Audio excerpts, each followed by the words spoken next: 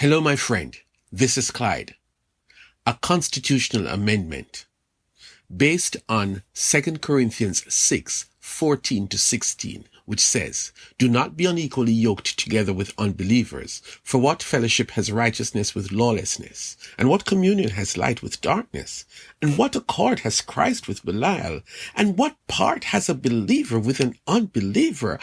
And what agreement has the temple of God with idols? For you are the temple of the living God. As God has said, I will dwell in them and walk among them. I will be their God, and they shall be my people." There are distinctions among human groups that create strong identities which can be good. Those distinctions can influence people to build on their strengths and to strive towards an excellence that is healthy and admirable.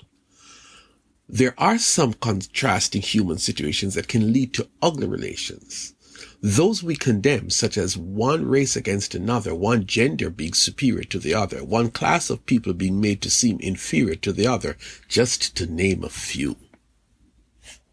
There is a major distinction among the group of people that belong to God, an important distinction that must not be compromised or ignored.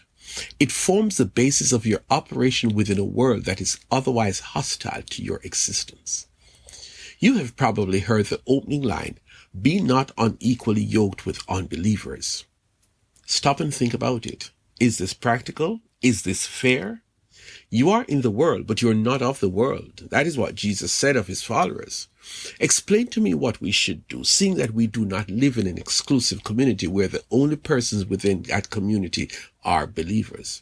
We live in a real world where there are unbelievers in our families, in our neighborhood, in our schools, at the workplace, on public transportation. There is no exclusive space that denies entry to anyone who is not a child of God. So let us understand what the statement really means. To be yoked is to form a bond, a strong connection that results in the two entities working in unison. The yoked couple, the yoked work team, the yoked partnership, the yoked friendship, they all have one thing in common. They function in an atmosphere of agreement and unity. Yoking means that although they are individuals, they are committed to one goal, they are identified as a single entity, they have been formed into a unit that is hard or undesirable to pull apart.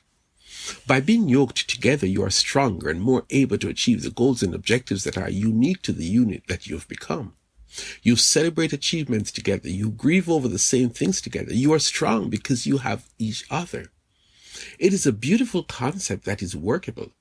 The effect of it is so outstandingly great that to be yoked with anyone else is disastrous. You're not meant to be yoked with anyone outside of the community of God's people. This is not race, color, class, income level, none of those superficial distinctions. This is a distinction that goes deeper than all of that. The distinction is based totally on how you came into this community in the first place. All the persons in this community are born-again believers, right? To have become a believer, you heard the gospel in one form or another, and you responded positively to the claims of the gospel. You must be born again in order to become a child of God and to obtain eternal life. The Bible describes that experience as something that is best seen as a total transformation. It uses languages such as being brought from death to life, from darkness to light, from sin to righteousness, from a future in hell to a future in heaven. That is what happened to you. You have relinquished citizenship with your former life of sin and all that was involved. You have now been made a citizen of heaven. There is no room for dualism or dual citizenship for you. The new person that you've become is expected to get better and stronger the longer that you are in this community of God's people. You're among people who've been born again. Now, this is where it gets serious. Why would you want to make someone from the previous camp you were in a partner, a spouse, a close associate? You are different. Night and day kind of difference. You are so different in every way.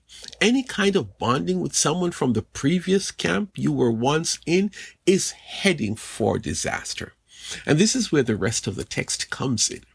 How are both going to thrive when they are unlike each other? One is bound to overpower the other. One is both to assume the leader of the bond, and all I can see is problem after bigger problem. It means that one is going to influence the other. The goals might seem attainable, but let us take a marriage, for example. A believer gets married to an unbeliever. One wants to pray together, the other does not believe in or practice prayer. After a while, one realizes the futility in trying to get the spouse to engage in an activity that makes sense to them. Or think about the believer who is actively involved in activities and projects within the church, while the spouse will have nothing to do with the church.